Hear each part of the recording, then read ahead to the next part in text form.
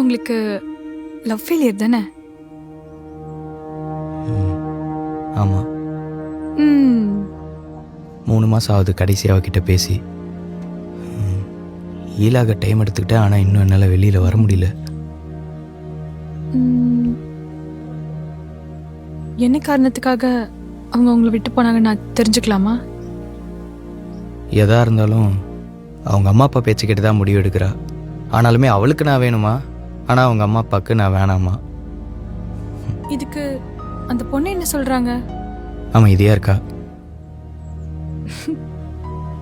அப்போ she is not having a stable mind. Answer இல்லை தான். அட ஆமாங்க, சைலண்ட் மீன்ஸ் நோ தான். ம், ம்.